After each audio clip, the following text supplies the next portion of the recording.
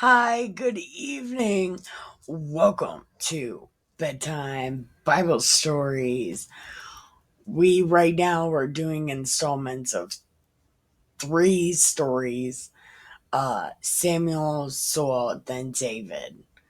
It's kind of chronological because why not? So, with that in mind, this show is rated A for awesome. Viewer discretion is advised. So don't be a pussy.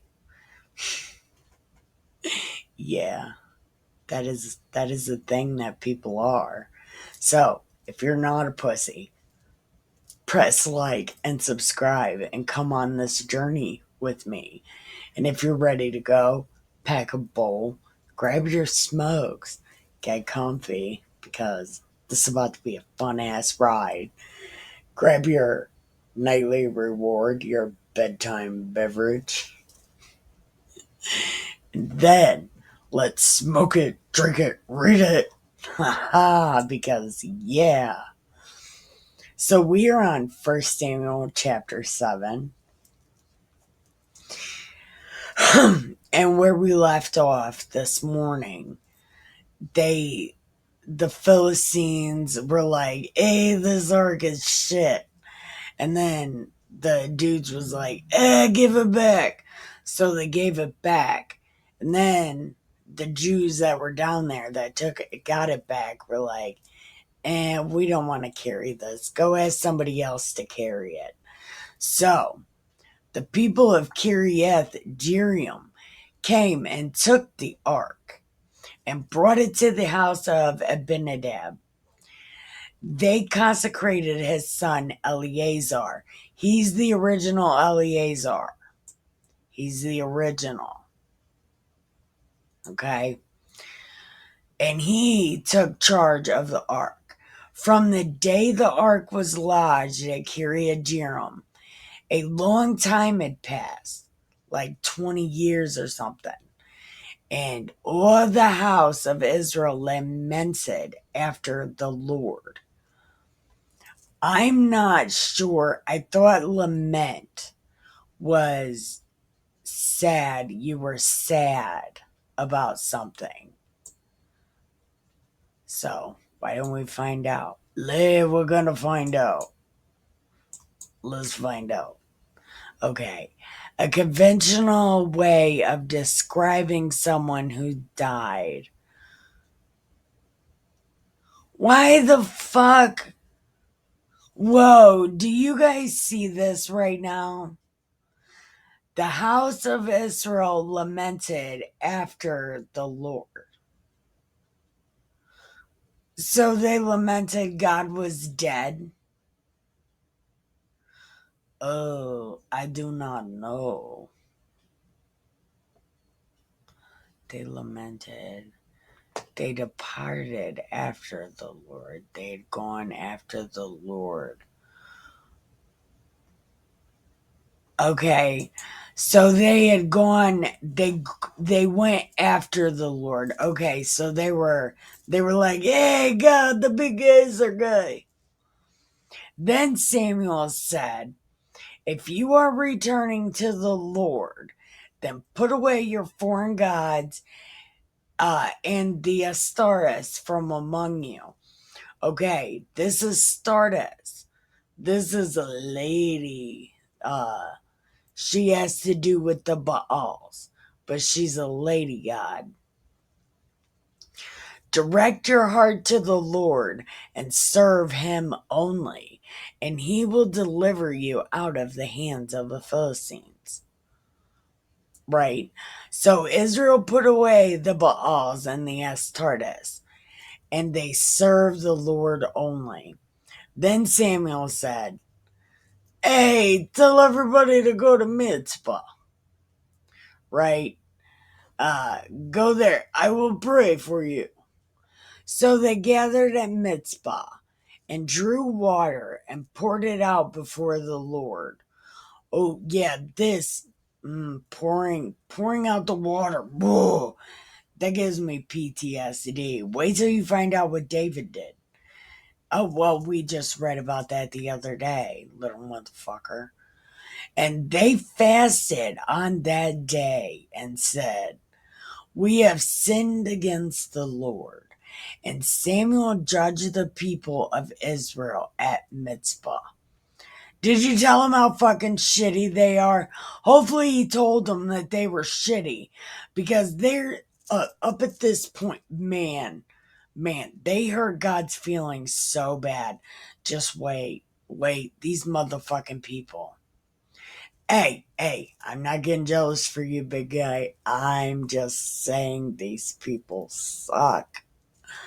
Listen, God, I know they're your people and stuff, big guy. We're friends, but they suck. Spiritual high five? Okay. And then, when the Philistines heard that the people of Israel had gathered at Mizpah, the lords of the Philistines went up against Israel. And then the people of Israel heard of it, and they were afraid. And the people of Israel said to Samuel, "Dude, you got to do the damn thing. Listen, you cannot stop praying for us because for some reason we're so codependent we can't pray for ourselves. So, could you do it? Could you do the favor, big guy?"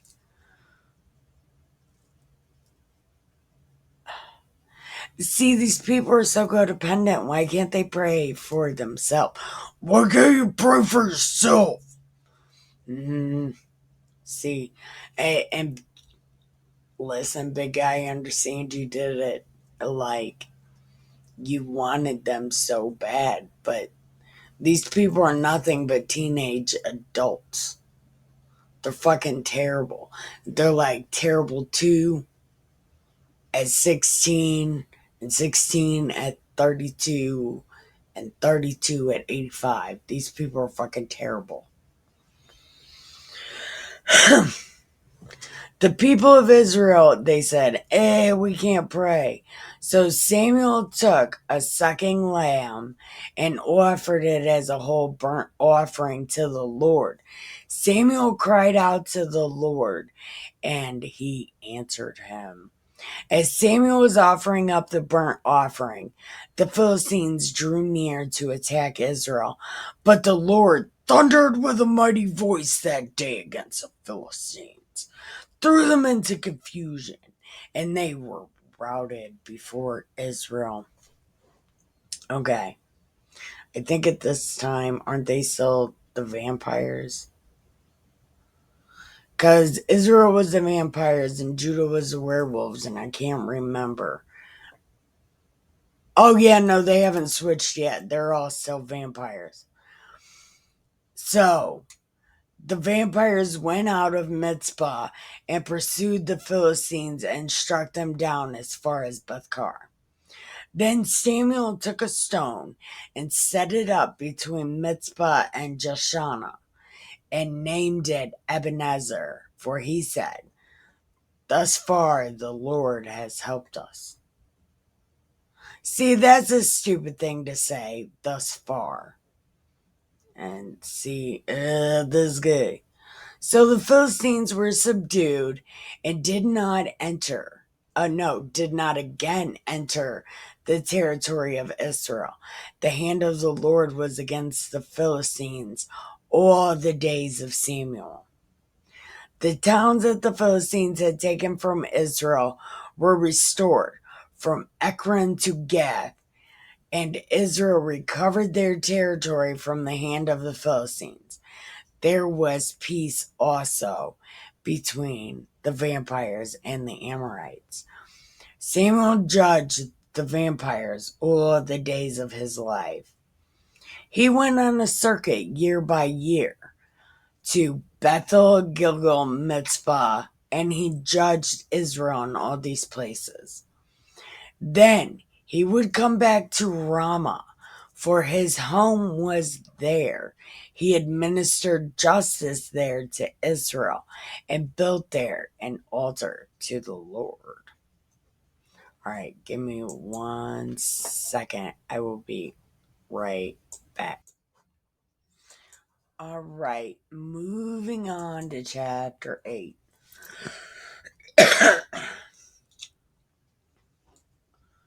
Oh my god. Already? Listen. Oh, look. Hey, you're reading. You need a coupon. I know you do. Listen, you need one. I don't need a coupon. Thinks I do, though. Okay, chapter 8. When Samuel became old, he made his sons judges over Israel. And the name of his firstborn was Joel. Hey, there's a book. There's a book in Las Biblias called Joel. And the name of his second was Abijah. They were judges in Beersheba. Okay, Abijah, we hear about him, but I don't think we hear about Joel. But this name Abijah, we're gonna know him. And Eleazar. Yet his sons did not follow in his way, but turned aside after gain. They took bribes and perverted justice. Then all the elders of Israel gathered together and came to Samuel at Ramah.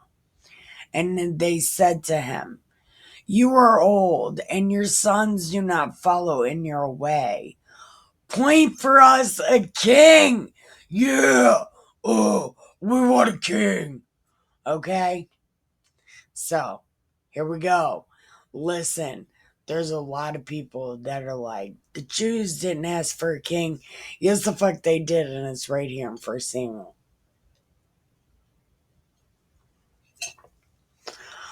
But the thing oh wait, hold on. So your sons are shit. So we want a king. We want to be like other nations. We are so sick of winning. Listen, we want to lose. But this thing displeased Samuel when they said, "We want a king. We want to do the people thing." So Samuel prayed to the Lord, and the Lord said, "Give them what they want, whatever they want. They haven't rejected you, but they have rejected me." See, this right here, this right here is why I do not like the Jews for any fucking reason. Look, this right here. It really sounds like God is crying. These people made God cry. These motherfuckers. This is why I don't like them. I swear. This right here, this makes me so sad. It's like I am so good at being codependent. I'm so institutionalized and codependent. So, like, God is my homie. He chills with me all day, and I am completely retarded in real life, and God just chills here with me. I'm really bad at the whole praying thing, and we don't really talk a lot most of the time. I just talk shit. Maybe he listens. But oh, man, I don't like them. Okay, so God's like, well, obviously they care about what you say. They don't care about what I say. Go ahead. And just as they have done to me from the day I brought them. Oh, yeah. Look, God's going to tell them. God's going to tell Samuel right now. Just as they have done to me from the day I brought them out of Egypt to this day, forsaking me and serving other gods. So, also, they are doing to you. Now then, listen to their voice. Only, you better fucking warn them. And show them exactly. Yep. And then Samuel said, look, this is what God said, and this is exactly how it's going to be. He will take your sons and appoint them to his chariots, to be his horsemen, and to run before his chariots. And he will appoint for himself commanders of thousands and fifties, and some to plow his ground and reap his harvest, to make his implements of war and the equipment of his chariots. He will take your daughters to be perfumers and cooks and bakers. He will take the rest of your fields and vineyards, olive orchards, and give them to his courtiers. He will take 1/10 of your grain and give it to his officers and courtiers. He will take your male and female slaves, the best of everything, and put them to his work. Right? He will take 1/10 of your flocks, and you will be his slaves. And that day you will cry out because of your king, who you have chosen, but the Lord will not answer you in that day. Yeah, so you're stuck with Joe Biden. Motherfuck, what? We didn't choose him though. Does that count?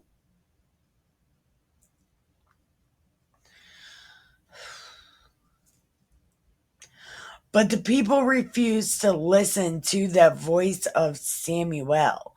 And they said, no, we want a fucking king. So that we may be like other nations, right? And our king may govern us, to go out before us and fight our battles. Because we're so codependent, we can't do it ourselves. Did you see how we win? Yeah, we don't want to win. And when Samuel heard all the words of the people, he repeated them in the ears of the Lord. Then the Lord said to Samuel, okay, fine. God said, fine. Then Samuel told all the people, go home. Yeah, okay, 1 second. All right, so, oh, look, hey, you're reading coupon. You need a coupon. I don't need a coupon. Okay, so, First Samuel chapter 9. Here we go. Here we go. There was a man of Benjamin whose name was Kish, a Benjamite, a man of wealth. Ooh, he. hold on. It's about to get good. He had a son whose name was Saul, a handsome young man. There was not a young man among the people of Israel more handsome than he. He stood a head and shoulders above everyone else. Okay, so he was tall. Now, the donkeys of Kish saw. Oh, God, yeah, okay, I love this one. Now, the donkeys of Kish, Saul's father, had strayed. So Kish said to Saul, take one of the boys with you and go find my ass. He passed through the hill country of Ephraim, passed through the land of Shalisha, but they did not find them. They passed through the land of Sha'alim, but they were not there.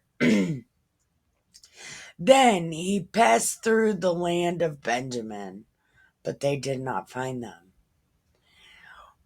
When they came to the land of Zuph, Saul said to the boy who was with him, "Let us turn back, or my father will stop worrying about the donkeys." Like, he'll stop worrying about his ass and worry about us. But the boy said, "There is a man of God in this town. He is a man held in honor. Whatever he says always comes true. Let us go there now. Perhaps he will tell us about the journey on which we have set out." Then Saul said, "But if we go, what can we bring? The bread in our sacks is gone, and there is no present to bring to the man of God. What have we?" And the boy said, "I have a quarter. I will give it to the man to tell us what the fuck." Formerly in Israel, anyone who went to inquire of God would say, "Come, let us go to the seer." For the one who is now called a prophet was formerly called a seer. I don't think so. It's never said that about anyone else. But okay. Okay, it says that. It is what it says. Saul said to the boy, "All right, let's go. Let's go see the man about an ass." As they went up the hill to the town, they met some girls coming to get some water. And they said, hey, is the guy here?" And they was like, "Oh yeah, he's right up there. Hurry up. He has come. Because the people have a sacrifice today at the shrine. So get the fuck up there. As soon as you enter the town, you will find him. Before he goes up to the shrine to eat, for the people will not eat until he comes. He's got to bless the sacrifice. And then they go eat.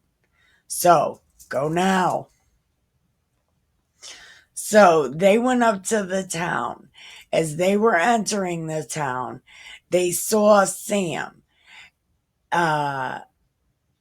They saw Sam coming toward them on his way up. Okay.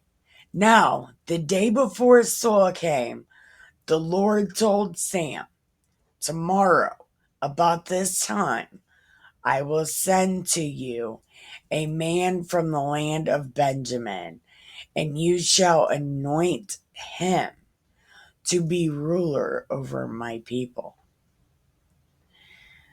He shall have my people from, no, he shall save my people from the hand of the Philistines.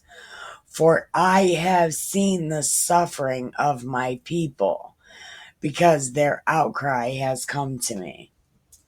Because I was playing video games and they would not shut up. So I had to press pause. So we gotta do shit. Now, when Samuel saw Saul, the Lord told him, "Here he is, here he is, here he is. Isn't he so good looking? Oh man, I told you. Oh man, he is so cute, isn't he?" Yeah, he's such a nice looking young man. Oh, he's great looking. So he's gonna be king. Yep, it's gonna be this guy. when Pro when Saul approached Samuel inside the gate and said, "Can I see the guy?" And then Samuel was like, "I'm the guy! Ha ha! Go up there. Go on. Go on. I got you some food. I knew you was coming. I knew you was coming. Go eat." And then in the morning, I'll tell you about shit. Okay? As for your father's ass, give no further thought because they already found them. And on whom is all Israel's desire fixed, if not on you and all. What the fuck? Wait. As for your father's ass that were gone 3 days ago, don't even think about them because they already know. They already found them. And on whom is all Israel desire fixed, if not on you and all your ancestral house? Yeah, I don't know what the fuck that means. I don't even know.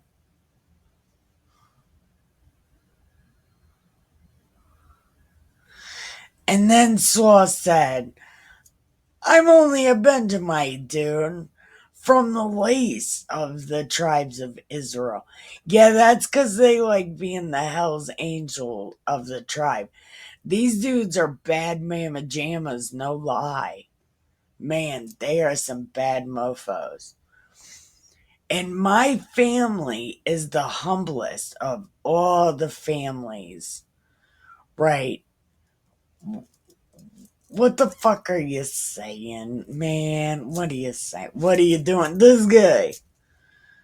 When Samuel took Saul and his servant and brought them into the hall, gave them a place at the head of those who had been invited.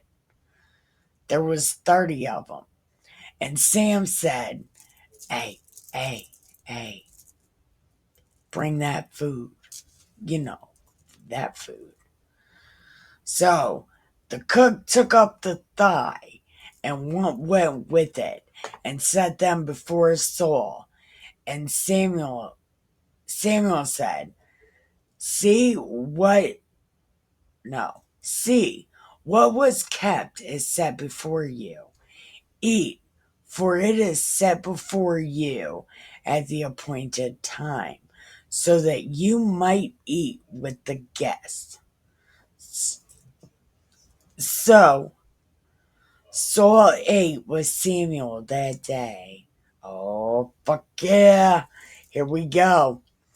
When they came down from the shrine, into the town, a bed was spread for Saul on the roof, and he lay down to sleep.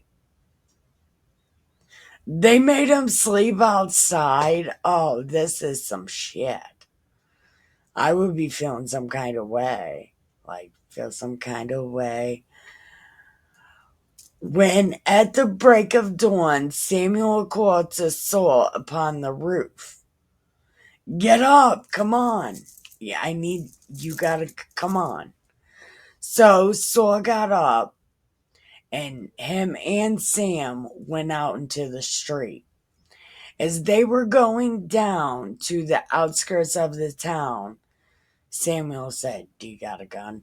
I'm just kidding. That's not what he said. Sam said, "Tell that boy to go, okay? When he has passed on, stop here for stop here yourself for a while, that I may make known to you the words of God." What's he gonna tell him? What's he gonna tell him? Okay, hold on. No, okay, we're gonna keep going. Because don't you want to know what he said? I want to know what he said. Okay. So, chapter 10. Samuel took a vial of oil and poured it on Saul's head and kissed him and said, "The Lord has anointed you ruler over his people. You shall reign over the people of the Lord, and you will save them from the hand of their enemies all around. Now this shall be the sign to you that the Lord has anointed you ruler over his heritage." Why didn't he do this out loud? Okay.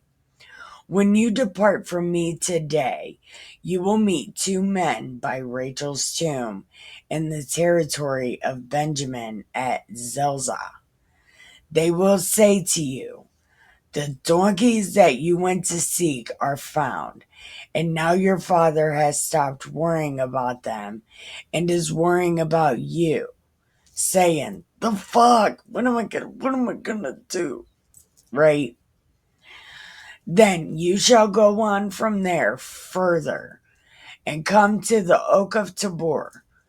Three men going up to Bet, three men going up to God at Bethel will meet you there. One carrying 3 kids, another carrying 3 loaves, and another carrying a skin of wine. They will greet you, give you the 2 loaves of bread which you will accept from them. After that you shall come to Gibeath Elohim, Gibeath Elohim, the place where the Philistine garrison is. There, as you come to the town, you will meet a band of prophets coming down from the shrine with harp, tambourine, flute, and lyre playing in front of them. They will be a prophetic frenzy when the Spirit of the Lord will possess you, and you will be in a prophetic frenzy along with them and be turned into a different person. Wouldn't that be scary? When I got all my brain injuries and shit right before my brain surgery, I was afraid of becoming a new person. That was the scariest thing. I'm just glad at least they still like metal. God lets me listen to it. Now, well, so far. Now, when these signs meet, do whatever you see fit to do, for God is with you. And you shall go down to Google ahead of me. Then I will come down to you, present burnt offerings, and offer sacrifices of well-being. 7 days you shall wait until I come to you and show you what to do."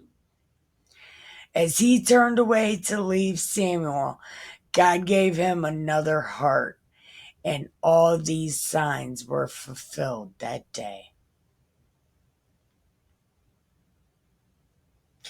This seems to be a theme. Like, maybe we need to ask for the communists to have another heart.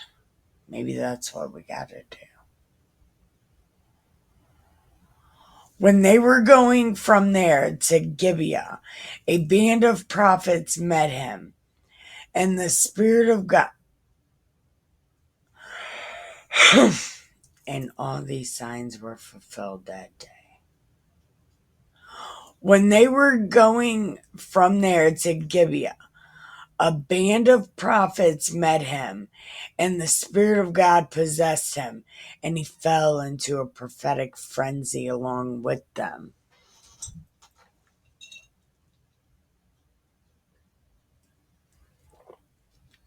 When all who knew him before saw how he prophesied with the prophets, the people said, "Is Saul a prophet? The fuck?"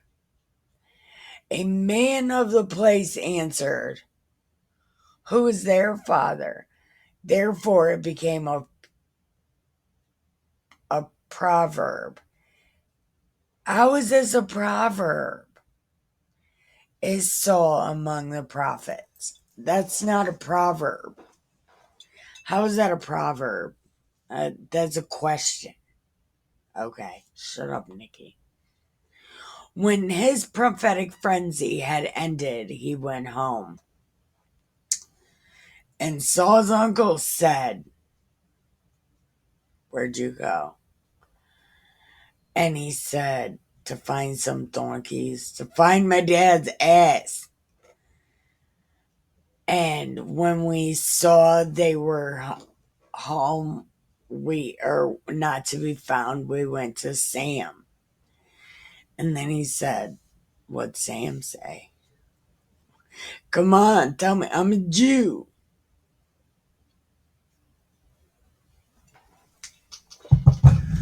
I want to not keep your secrets. I'm a Jew. And then Saul said, he told us where the donkeys were found, so like we came back. And that's all he said. He was like tight lipped. Samuel summoned the people to the Lord at Mizpah. Here we go. Now just remember how they hurt God's feelings, okay? And he said, "Thus, God said, I fucking saved you people, right? I like saved you from everybody. But you're like, fuck you. Like, fuck you, God. We don't like you, big guy. Fuck you."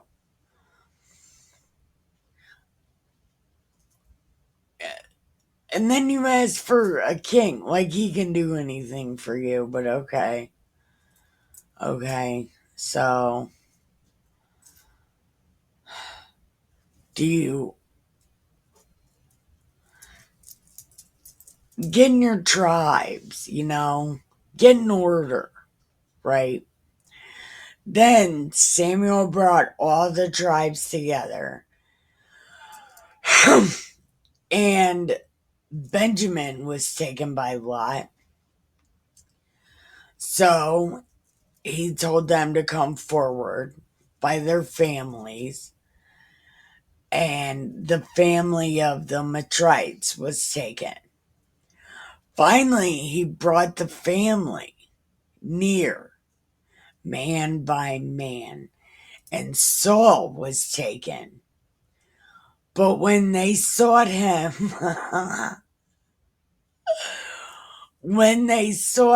he could not be found. Now remember, they just rejected God, right? They've rejected God. So now they're like, "Hey, where is he?" And then God's like, "Over there, retards." Like, he's like, "Did you even look?" I don't even think he looked. So they got him and they brought him to where he was gonna be. When he took his stand among the people, he was way fucking taller than any of them. And Sam's like, Do you see who God picked? Isn't he so handsome? He's a nice looking guy. He needs a wife. Okay? Like, look at him. He's so great." So then everybody was like, "Long live the king." Samuel told the people the rights and duties of the kingship again. Then he wrote them in a book and laid it up before the Lord. Then Samuel sent everybody back to their house. So Saul also went to his home at Gibeah, and with him went warriors whose heart God has touched. But then some worthless fellows said, "The fuck is this guy? Who the fuck is this guy?" Right? And they didn't bring him nothing, so he was like, it's fine. Right? Now, Nahash, king of the Amorites, had been grievously oppressing the Gadites and the Reubenites. Okay, so these are part of the tribes. They're two of the 12.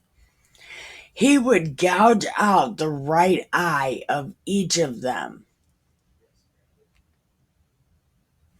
and would not grant Israel a deliverer. No one was left on the Israelites across the Jordan whose right eye the king of the Amorites had not gouged out.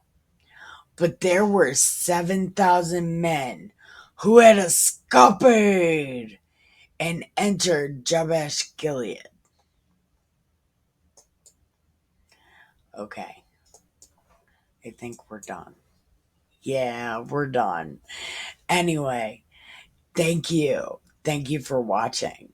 I love you and have the sweetest dreams ever.